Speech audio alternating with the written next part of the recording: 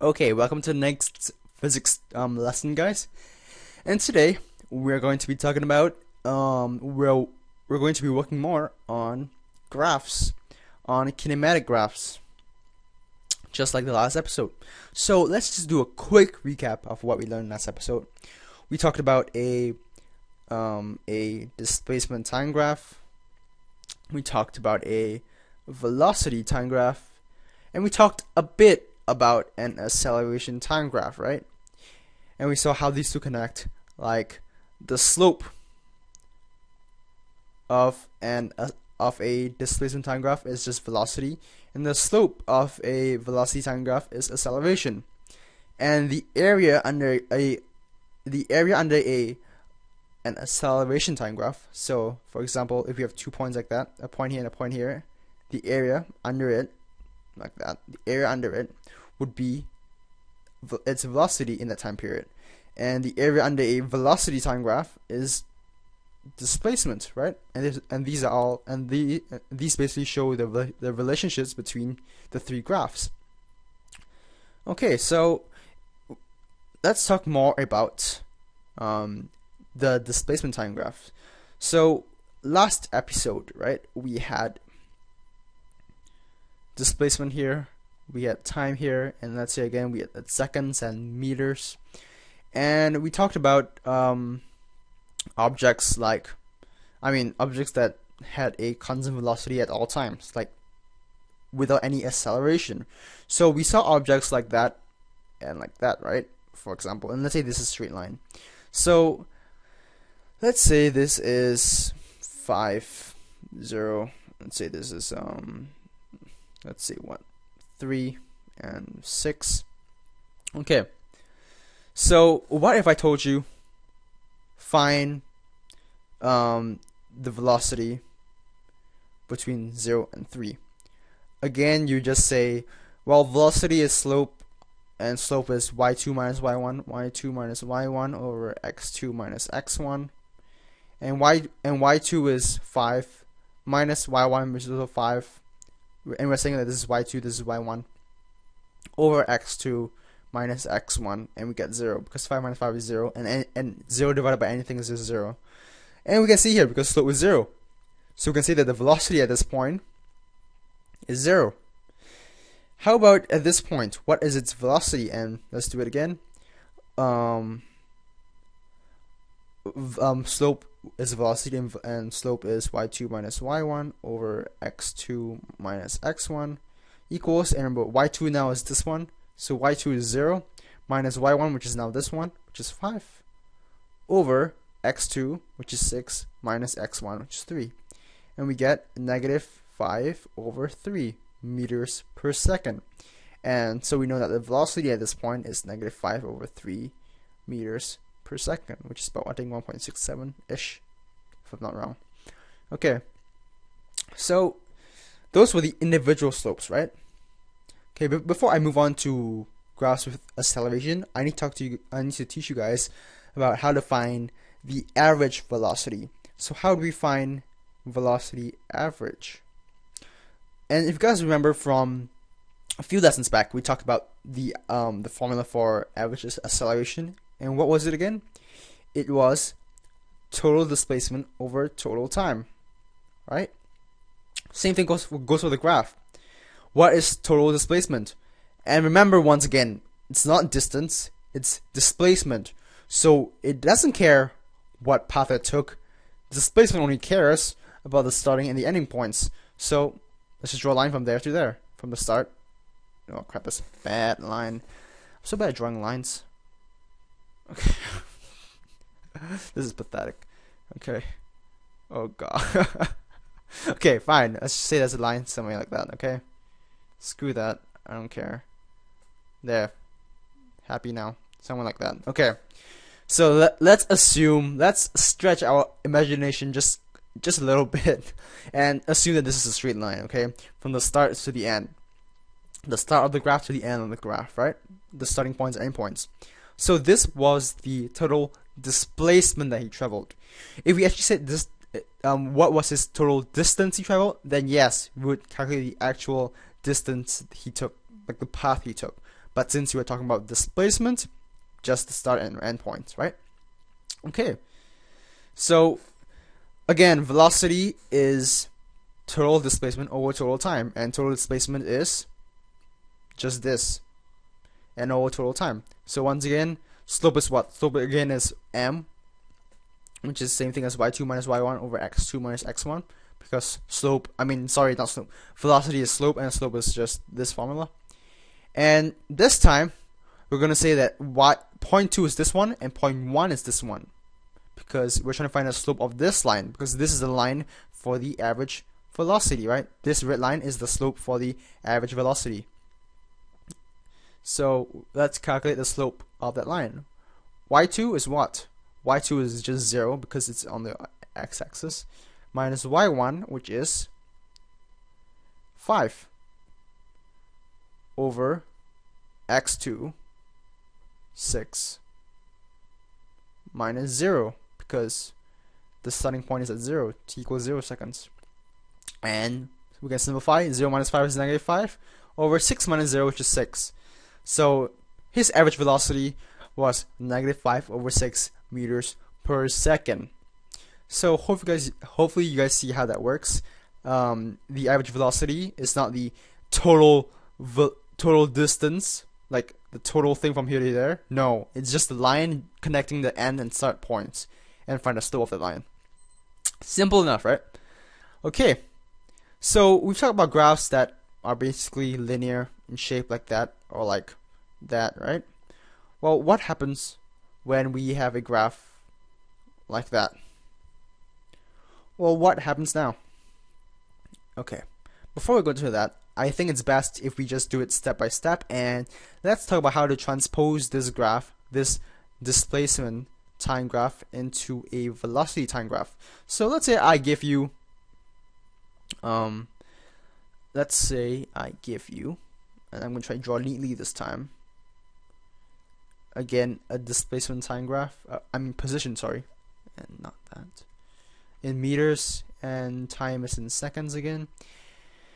And let's say I give you a graph, straight lines all around, and this is a horizontal line. Okay, let's say I give you this graph, and let's say this is 3, and then this is 2, and this is 4, and this is 5. Okay, now let's say I want to get this graph into a velocity time graph. So let's say I want to get this into a velocity, again it's meters per second over time, right? A velocity time graph. So how can we convert a position time graph into a velocity time graph? Well, let's do it step by step. So again, what is velocity? How do we get velocity from a displacement time graph? Well, velocity is just the slope, right? The slope of whatever points, slope equals the velocity, right, of that time period. So although we can't do the slope of each of them all at once, we can break them up into parts. So first part, let's say this is our first part, from here to here, this line right here. This is our first part. So what is the slope at this point? Oh, I forgot to give you one crucial detail. This is, let's say, 5. Okay, so now we have all the values we need. So what is the slope at this point? Well, again, slope is y2 minus y. So y2 is 5.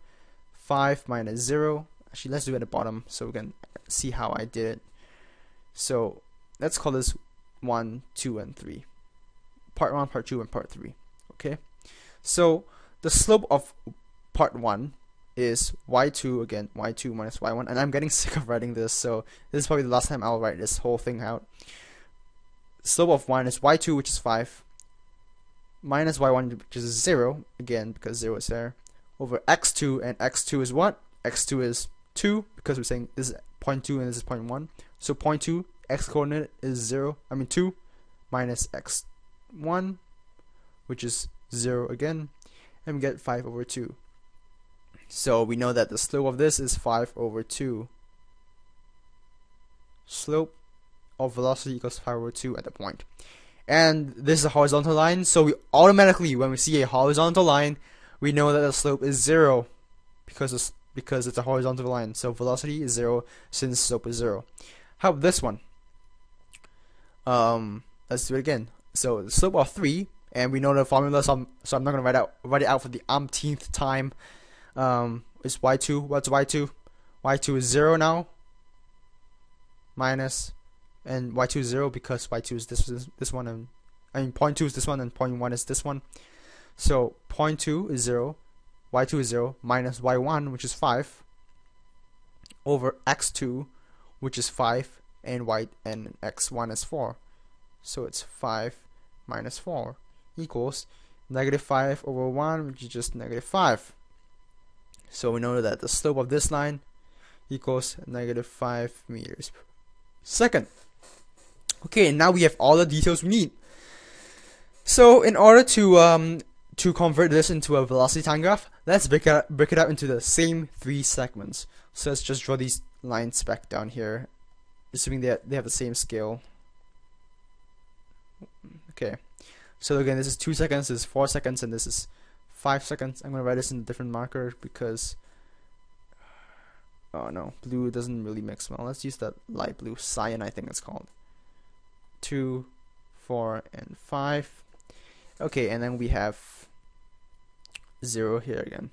Okay, so part number 1, what is in this bracket? So we know slope at that point is 5 over 2. So let's graph 5 over 2. Let's say 5 over 2 is about here. So about 2.5 is here, which is 5 over 2. So the slope at this point is 5 over 2. And it's a constant slope. It doesn't change at all. It's linear. The slope is a constant 5 over 2 meters per second. So let's draw a constant line because it's the same for the whole time period. How about here? What is the velocity at between 2 and 4 seconds in this area? Well, it's 0. So we can draw the line right. Oops.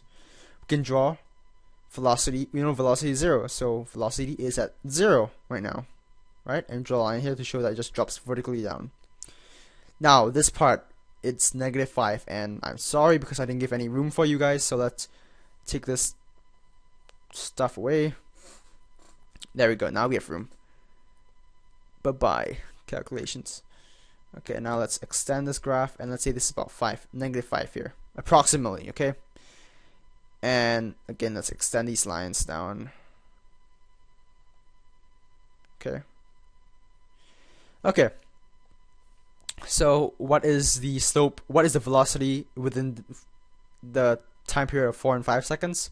Well, we calculated that it was negative 5 meters per second, so it's about here. And again, we draw the straight vertical. I'm trying to draw it as vertical as I can, since I don't have a ruler. It's all freehand. So yeah, this is how it would look like. This is how we convert a displacement time graph or a position time graph into a velocity time graph. We find the slopes of each section. So we just break up the graph into the different sections of the different lines segments, and we find the slopes at each of these line segments. And once we know the slopes of each of these line segments, we know the y values. We know the values of the velocity within that time period. And using the velocities, we just draw a straight line, since we know that the lines are all constant. It's not changing. The velocity isn't changing. It's constant throughout. The velocity, if you're at this point or you're at this point, the velocity is still 5 over 2 meters per second. So it doesn't matter if you're at this point or this point, it's still 5 over 2 meters per second. So it's a straight line throughout. Then all of a sudden, it just drops to 0. And then all of a sudden, it becomes negative. Right? It becomes negative. And drops all the way down to negative 5. And this would happen in real life. I mean, this graph, you would never see this in real life. A graph that you'll see in real life would be like, more like this and like that. There'll be a gradual slope because you would be decelerating. Because this graph has an acceleration. You can see it because the way you know that graph has an acceleration is you see a curve. When there's a curve, you automatically know that the graph is that the object is accelerating or decelerating. And remember, this is just position time graph. Okay, so this is basically how you how you transpose a position time graph into a velocity time graph. Oh, and I ran out of time. Okay, well, this wasn't actually the lesson I intended for you guys this episode, but I guess I'll just push it back to the next episode. The next episode, we're going to be talking about what happens when a graph isn't just when a graph has acceleration. So like what we talked about just now, when there is a curve like that or like that, right? When we have a time graph, position time graph. So when we see a curve, we know that there's acceleration going on, and I'll save that for the next video. So anticipate that, guys, and I'll see you guys next time. Peace out.